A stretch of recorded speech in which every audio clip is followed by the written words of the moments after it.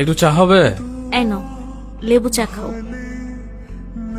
একটু সময় দাও, সবকিছু ঠিক করে দেব। আমি তোমাকে বলছি যে কিছু ঠিক নাই, এসব নিয়ে একদম মন খারাপ করবা না। আমি ঠিক আছি। এই জীবনে আমি তোমায় কিছু দিতে পারিনি। তুমি না একটু বেশি বেশি। তাড়াতাড়ি চা শেষ করে অফিস যাও। তুমি কি রেডি? হ্যাঁ আমি রেডি, চলো। তোমার কি আর জুতা নেই? এই ছিঁড়া জুতা কেন পরছো? আমার অন্য জুতা ভালো লাগে না, এটা পরতেই ভালো লাগে। এই জন্য তুমি আঠা দিয়ে লাগে জুতা পরবা? তাতে কি হয়েছে, এই যে 20 টাকার আঠা দিয়ে জুতাটা ঠিক করে ফেললাম। আর এই ছিঁড়া জামা কেন পরছো?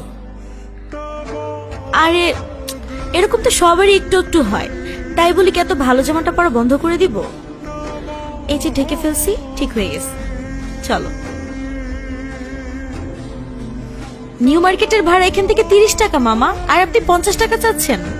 না না মামা, 30 টাকা থেকে 1 টাকা বেশিও তোমাকে তো আমি দিব না। চলো যাই, শুধু শুধু রোদের মতো দাঁড়িয়ে থাকবো। আরে না না, হয়তো কেন বেশি টাকা দিব মামা, আপনি জানতো আমরা যাব না। সরি। কি হয়েছে? আমার জন্য তুমি কম্প্রোমাইজ করে শিখে গেছো, অ্যাডজাস্ট করে শিখে গেছো। জুতা ছিঁড়ে গেলে তা আঠাতে লাগানো শিখে গেছো, ড্রেস কেটে গেলে তা লুকানো শিখে গেছো। আর কি কি শিখবা তুমি? আমি জানি আমি কিছু করতে পারছি না যেটা তুমি ডিসার্ভ করো। ছেঁড়া জুতা, ফাটা ড্রেস, এসব তোমার জন্য না। তুমি এমন কেন হয়ে যাচ্ছ দিন দিন? আগে তো তুমি আমার সাথে ঝগড়া করতে, এখন তো তাও করো না। তুমি কেন আমাকে বলো না আমি তোমার সাথে অন্যায় করছি?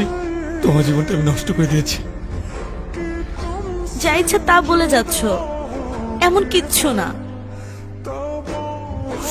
আমি অ্যাডজাস্ট করি কারণ আমি তোমাকে ভালোবাসি।